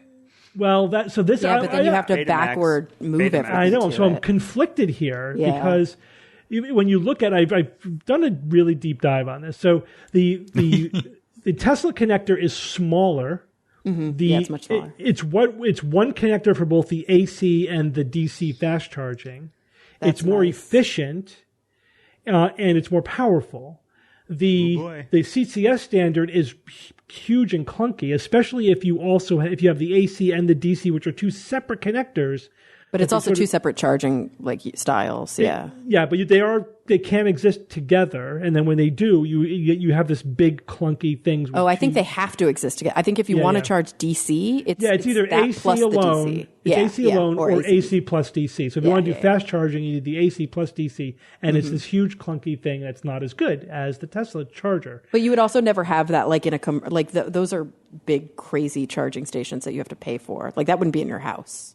Well, unless you want fast charging in your house, right? In your house, you have the AC one, which is still bigger than the Tesla one. Yeah, but I mean, and not as good. But it's not as negligibly much bigger. Different. But yeah, it doesn't click into place as well. Yeah, but what it doesn't click, just doesn't work as well. And the other thing is that the Tesla one is so small, you could hide it behind a light and stuff. Whereas the CCS standard, you basically have a gas cap door you open up, and then you have this big charger in there. All right, so how do we? There's multiple things. The CCS is already basically the agreed upon standard, except for Tesla. But Tesla has a bigger market share, and it's an objectively better connector. So where do we go from here? And so far the only company to sign on to Musk's offer was Aptera, right? It was that one car company. Those are the only ones. And again, from what I'm reading is that, startups are probably going to love the Tesla connector because it's better, But if you already have cars on the road and in production using the CCS standard, it would be a huge pain in the ass to convert over to the North American charging standard, the NACS. Some people are saying, it's a done deal. It's CCS and it's Tesla's, they're out of their minds. Other people are like, but it's better. So shouldn't we just make the switch, pull that Band-Aid off, and do it? So I don't know what's going to happen. If I had to guess based on everything I'm reading, I think that it probably is a done deal. That CCS is going to be the standard. We may have to live with them side by side for the indefinite future. Is there a cost difference? Yes, they're cheaper. The Tesla ones are cheaper to make and install. Then that's stupid. We just need to move. We just need to deal with it. We're going to have to use adapters for a while.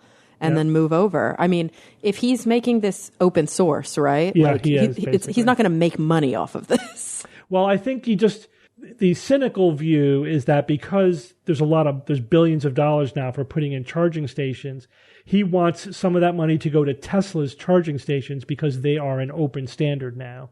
And of course. And also, you could have adapters. So anybody can have an adapter to use a Tesla charging station. And he's going to make the infrastructure work that way. And also he already Tesla has so much infrastructure. Yeah. So it's he can just start making money off of all the people who aren't driving Tesla right now. The thing is, they should have figured this out 10 years ago. That's the real answer. But that ship has sailed. Well, but who is they? That's kind of unfair. Like, Tesla overcame the market. The market did figure it out. No, but and then Tesla did something different. Well, apparently there was. This is an even more complicated issue that I didn't fully get into. I'm just aware that it exists. That there's a lot of history and bad blood on both sides about how this all came about, how we got to this place, and part of it was because Tesla didn't go along with the standard, but also they didn't go along with his technology, and it was whatever. It was just. I'm sure there's a lot more detail. Like there were a lot of electric cars before Tesla. Yeah, absolutely. But it was early technology. So I think there's a lot of parallels between the USB standard and Apple, right? And with Tesla playing the role of Apple. Remember when Apple came out with their Lightning charger, and everyone was like, "It's objectively better. It's smaller. It's more powerful. It's reversible." But it's not the standard, and then we sucked it up, and we had 3 freaking chargers for all of our devices until the USB-C basically became truly universal, right? So maybe that's what will happen. They'll exist side by side, and then some new, better standard will emerge in 10 years or something, and then we'll all move over to that. Although it's harder with cars because you don't turn them over as often as you do your iPad or your phone. So it's definitely a different technology. But it is interesting that it's the same thing. And I remember thinking, everyone should just go over to the Lightning charger. It's objectively better in every way than this crappy micro USB and whatever, the standard USB, the A, the B, whatever. It's all crap. Ugh, you never got them in the right way the first time. I know. It over. I know. So it's just, unfortunately, like the industries can't get their shit together early enough in the game to settle on the best technology as the standard. And when you read like the response of the committee that puts out it's the CHARIN, that is the people who are in charge of the CCS standard. It really looks like you could say, okay, yeah, this was something designed by a committee, because it looks like it really was, because they're like, oh, but we have to go through years of standardization and all this stuff. It's like, yeah, that's why Musk just bypassed all that and made a better product rather than getting bogged down in this bureaucratic nightmare coming up with a substandard technology. So but that's how you get to a standard. And I don't think it's going to work out well for consumers. The bottom line is, unfortunately, I think it's going to be a mess. I would like everyone to just get together and decide what's best for consumers, and then go with that. Whatever that is, some plan, some 5 or 10 year plan about how we're going to all merge to the best standard. But right now, this is just an extension of the plug wars, as they're calling it. This is just the latest salvo. I wasn't even aware it existed. I just thought everybody had their own standard. Plug wars. So we're in the middle of the plug wars, and this is just the latest round, and it's not going well, from the consumer perspective. All right, guys, let's go on with science or fiction. It's time for science or fiction. Each week I come up with 3 science news items or facts, 2 real, 1 fake, and then I challenge my panel of skeptics to tell me which one they think is the fake. We just have 3 news items this week. Are you guys ready? Yep. All right. Item number 1. Scientists have developed an elastic material that is also impermeable to water and gas. Item number 2. A systematic review of existing research finds that eyewitness photo lineups identify the wrong suspect greater than 50% of the time. And item number 3, new research finds that placing bird decals on the inside surface of windows does not reduce bird strikes. Jay, go first. All right, this first one here, scientists have developed an elastic material that is also impermeable to water and gas. Yeah, I mean, I don't see why. There's got to be something hidden in here that I'm not getting. Okay, it's an elastic material that water and gas can't pass through. I don't think that's that big of a, oh my God. So, okay. Second one, the systematic review of existing research finds that eyewitness photo lineup identify the wrong suspects half the time. Wow. I'm surprised to hear that, because you would think that it would be a lot more accurate than that That's interesting. Then the last one, new research finds that placing bird decals on the inside surface of windows does not reduce bird strikes. I mean, really? These are like ubiquitous, and why wouldn't it work? It's giving them a visual cue that something is there. I don't know. I'm going to say that one is the fiction. Okay, Evan? The elastic material that is also impermeable to water and gas. Elastic, I mean, that's nice because as it changes its shape and, elasticity, it will continue to maintain its seal, which is apparently a challenge. Because they just developed this, not so up to speed on the material science aspect of this, but that sounds good. The second one about the research finding that eyewitness photo lineups identify the wrong suspect less than 50% of the time. Oh boy. That would be kind of surprising in a way. Gee whiz. And scary. I mean, the fallibility of people's memories, and certainly when they're trying to remember things that have happened. Does that also translate when you're, it's a photo lineup, not an in-person physical lineup, a photo lineup. Interesting. Less than 50% of the time. I don't know about that one. The last one about placing bird decals on the inside surfaces of windows does not reduce bird strikes. If that were the case, then there would be something maybe because of the gas that's inside that lies between the window often that it would interfere with the effect. Does that mean what? It would have to go on the outside of the window? Is that basically what this is saying? Instead of the inside surface? Is that the difference here? Okay, I have a feeling though. I'll go with the eyewitness photo lineup identity.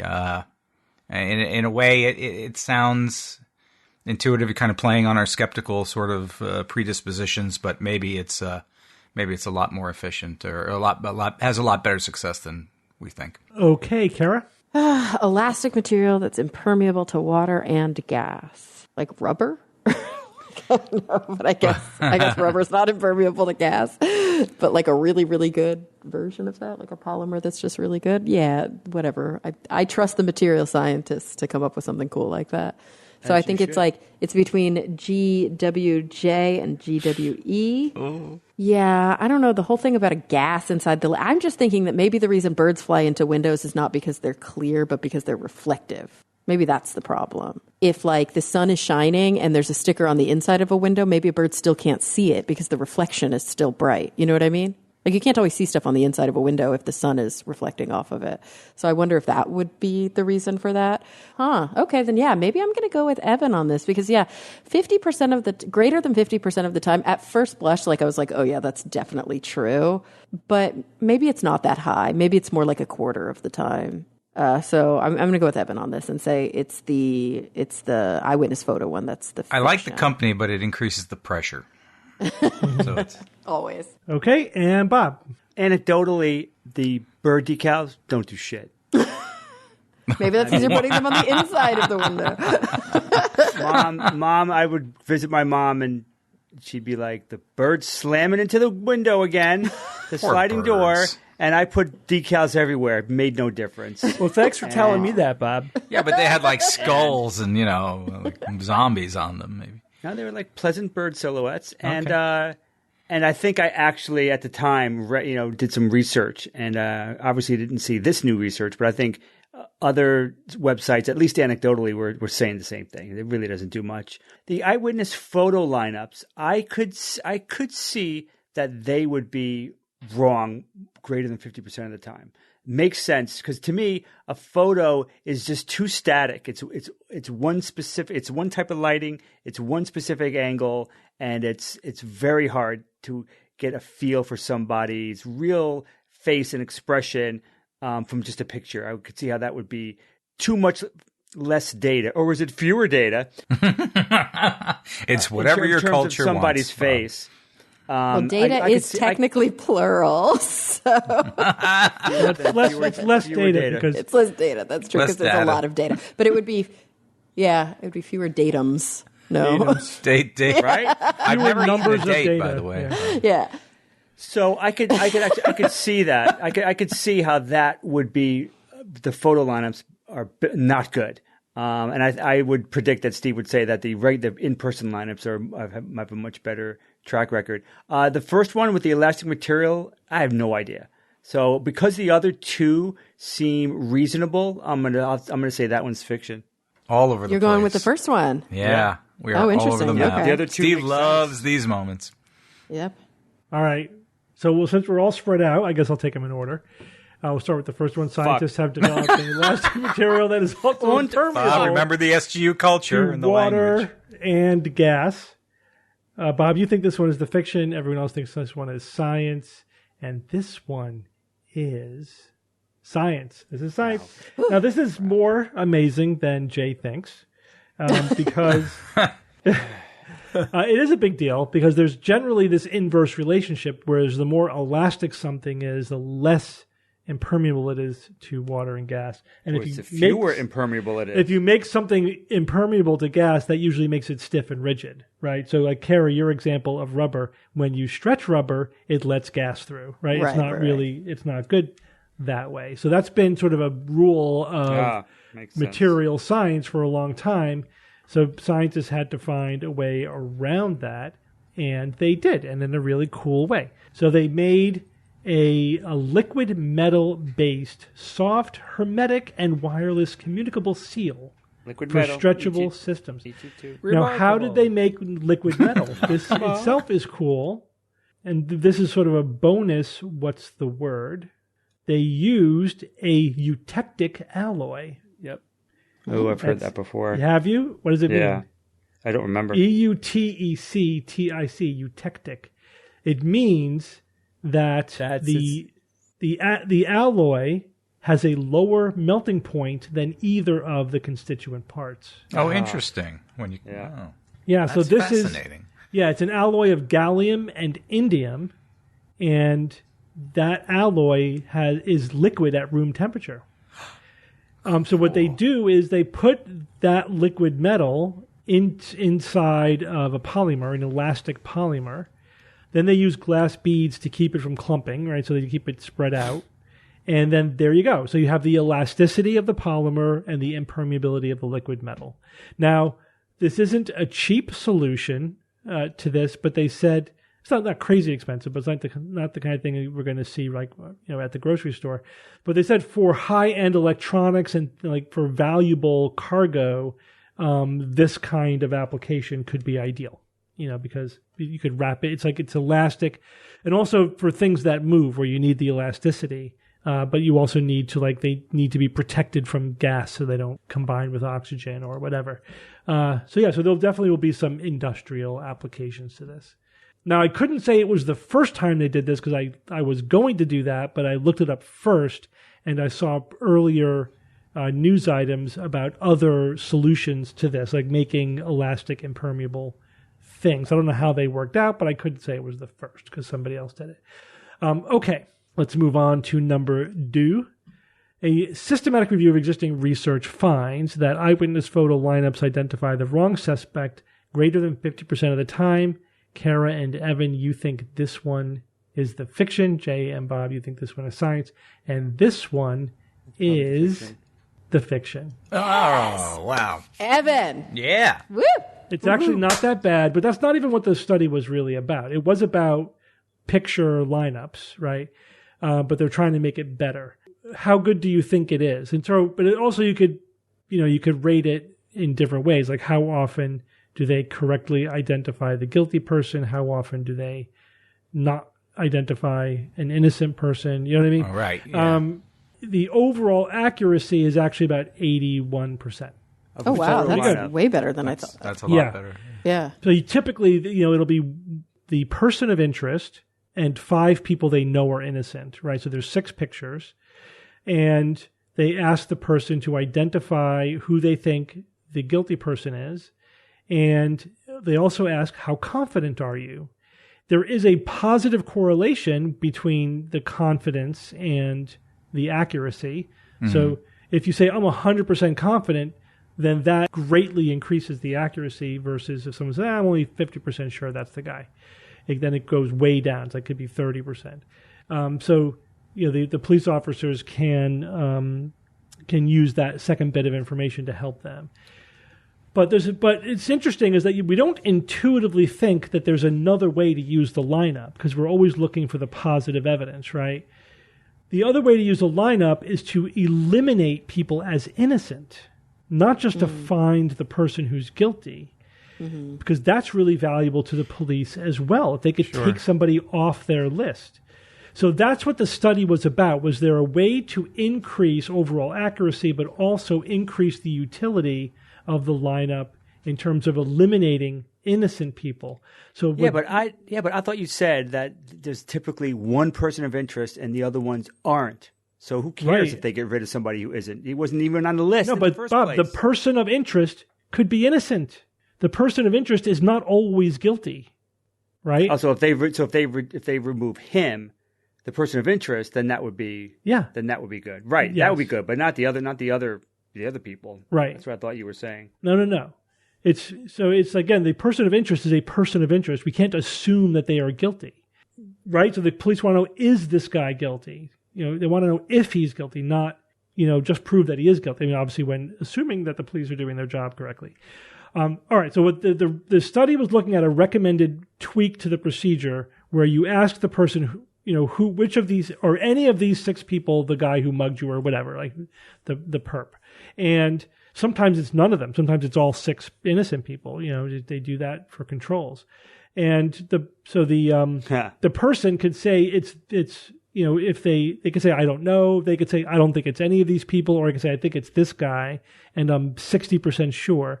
But then they say, okay, they go through all 6 people and say, how sure are you that this person is not the perp, right? And then they give a percentage for each of the 6 people, not just the one person that they think is guilty. So let's say the person of interest is number 2, is picture number 2. The witness says, I think it's person number 4. That doesn't really give the police that much information. And they say, I'm 60% sure that it's number 4. They haven't really ruled in or ruled out the person of interest. But if they then say, for each of the 6 people, what's your confidence? The other 5 people would say, what's your confidence that they're not the person? If he goes to the person of interest and said, I'm 100% sure it's not him, then that can eliminate the person of interest as innocent, even though he wasn't even identified as the suspect by the witness. So, and I would think, Steve, that if you also had multiple eyewitnesses, of course, and you correlate all of that data, you could really start raising your confidence levels. Yeah, absolutely. That's already kind of built into the system. If you have them, right, you have to keep them apart from each other. They have to be completely independent. If you can correlate multiple witnesses saying it's the same person, that's hugely important. But if you only have one witness, this is really helpful. Or if you want to maximize the utility of each witness, right, because again, if the person, think about it this way, if the person of interest is innocent, then nobody in the lineup should be guilty, right? Unless they happened to throw the guilty person in there, even though they think that they're innocent, which they wouldn't do. They use people they know are innocent. Right. So just guessing the person who looks the most like the person of the guilty person, the actual perpetrator, is, it's essentially, it just says the witness could not identify the person of interest as the perpetrator. But if the witness then further says, I'm 100% sure it's not him, that is much more useful. It's more useful to the police officers, and it's more useful in a court of law as testimony. They were 100% sure that it wasn't my witness, my client or whatever. So anyway, and that also improved the overall accuracy to 87% from 81%, which is not huge, but it's actually every bit counts, especially when you're getting close to 100. It actually sounds more if you go like the error rate was reduced from 19 to 13%. Sounds a little bit more impressive. But anyway, thought that was interesting, but it was just a fun way to talk about that. Because I also assumed that it was probably pretty bad, and it was better than I thought it was. But it's imperfect, but you can use imperfect bits of evidence to still move you towards the answer. You know what I mean? Anyway, all of this means that new research finds that placing bird decals on the inside surface of windows does not reduce bird strikes is science. Yeah. because you have to place them on the outside of the window. It is outside. It is. So Evan was correct. If you put them on the outside, they work really well. They reduce bird strikes and bird deaths. So in this study, they studied 2 different brands of the bird stickers to keep birds from striking windows. One brand, the bird shades, increased window avoidance by 47%. The other one, Haverkamp, increased avoidance by 39%. But only when placed on the outside. There was no statistical change when they were placed on the inside for either brand. What the researchers suspect is that because of just the nature of the light refraction, that the birds can't see the decals when they're on the inside of the window. Mm-hmm. So, Bob, were you placing them on the inside or the outside? I tried everything, inside, outside. Inside, I even tried it in the glass itself. Yeah. Huh? I know we talked about that. It was probably just something about the way the sun was striking those windows that it just wasn't working. But this is important. This is especially important because, like, on the buildings that are probably the greatest bird killers in terms of window strikes are high rises, and people tend to put the stickers on the inside because it's a lot easier than putting them on the outside of a high rise, of a skyscraper or any kind of tall building. And so it's good to know that, you got to put them on the outside. Otherwise, they don't work, which probably means they should build this technology into the windows. You know what I mean?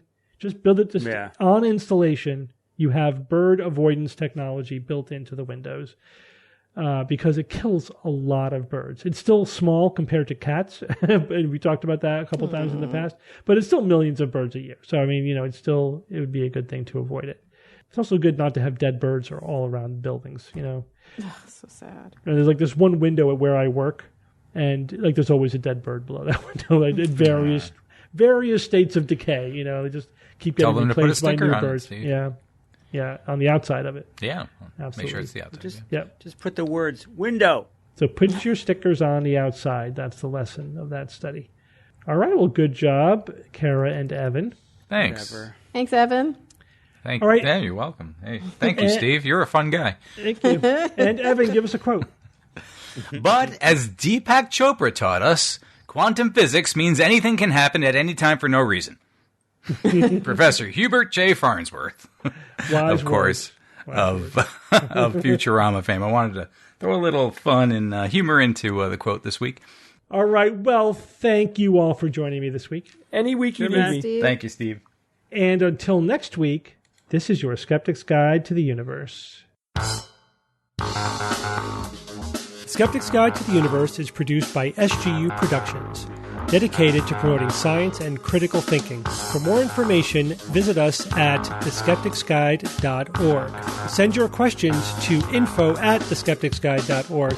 And if you would like to support the show and all the work that we do, go to patreon.com/skepticsguide and consider becoming a patron and becoming part of the SGU community. Our listeners and supporters are what make SGU possible.